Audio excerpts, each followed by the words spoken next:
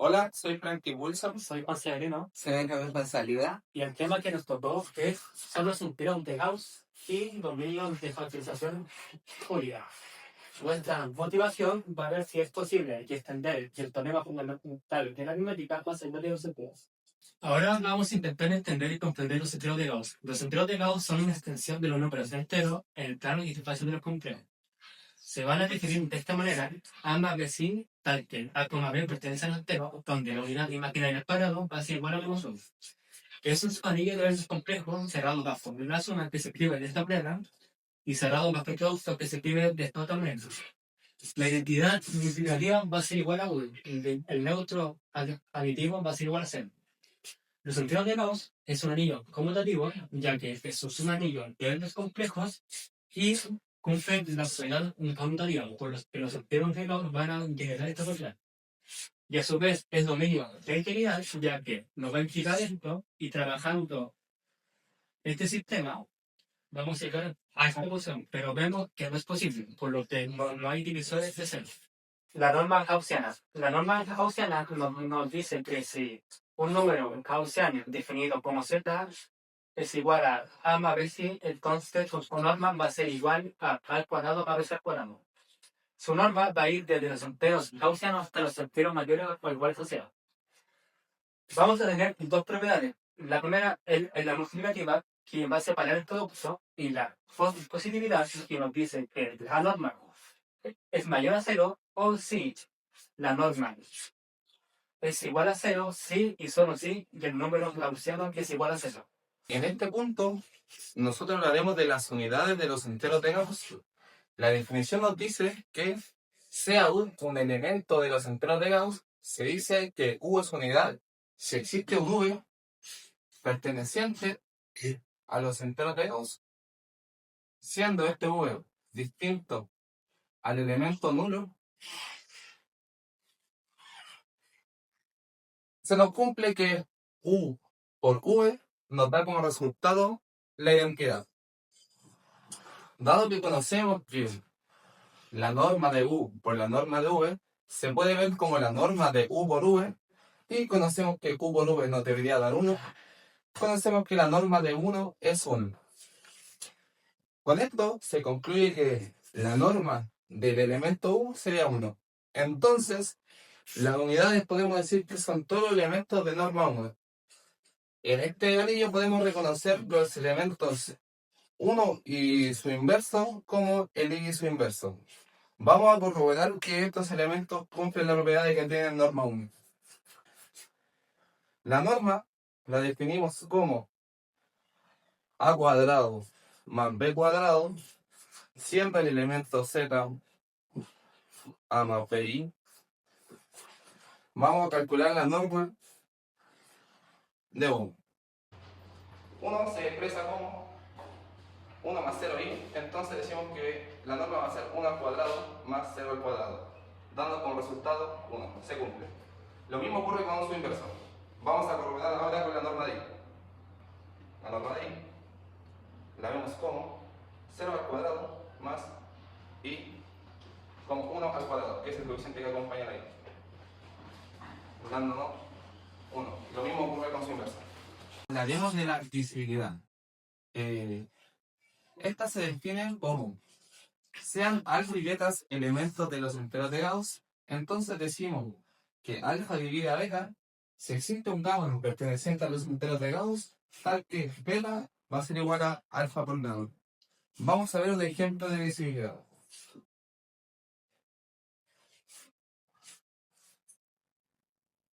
Definiremos alfa como 2 más i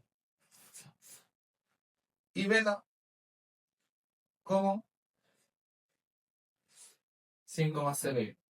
Observamos que tanto alfa y beta pertenecen a los enteros de Gauss y diremos que alfa divide a beta si existe un gamma perteneciente a los enteros de Gauss, tal que beta va a ser igual a alfa por gamma.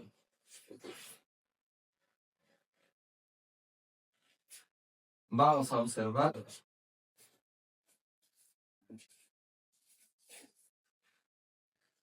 que 5 puede expresarse como 2 más i por 2 menos i. Encontrando acá nuestro gamma, el cual pertenece a los enteros de Gauss, y nuestro alfa, que ya hemos definido que también pertenece a los enteros de Gauss. Como encontramos nuestro gamma, podemos concluir de que alfa divide a beta.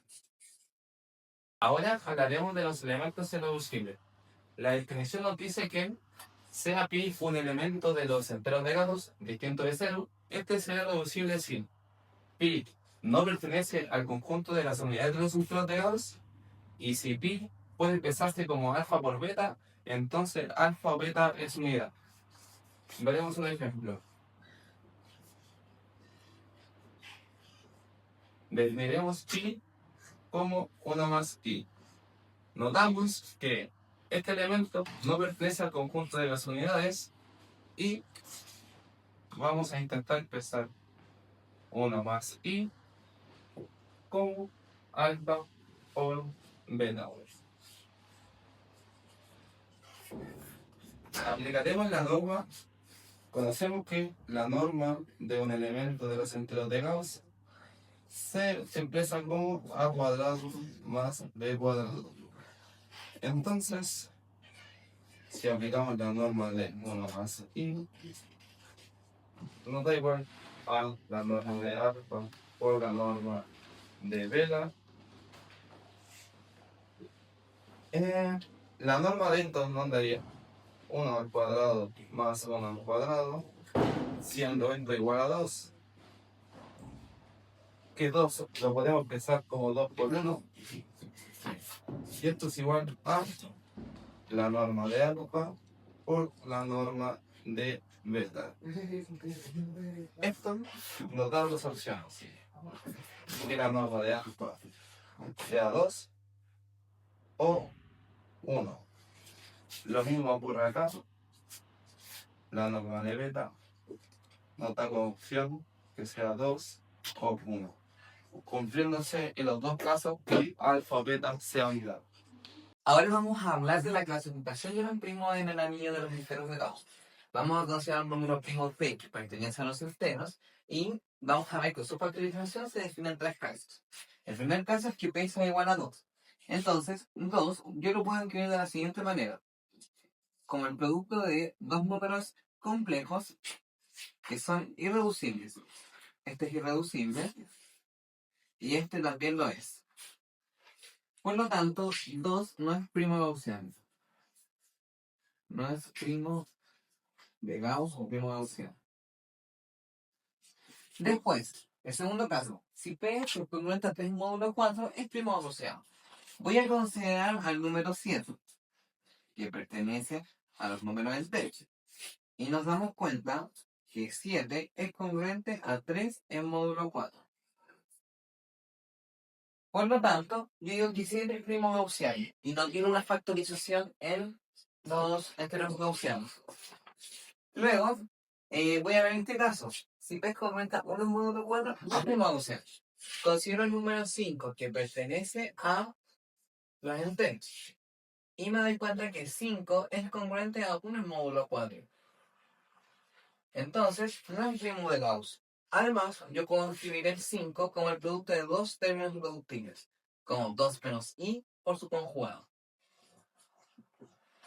Ahora, si yo quiero saber si estos números son primos gaussianos, tengo esta información, que si A más B es un primo de Gauss, lo será si y solo si la norma de eso es primo racional.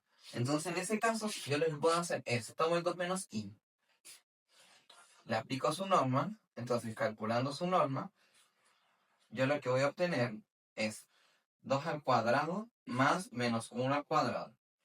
Y haciendo las cuentas voy a obtener que esto es 5.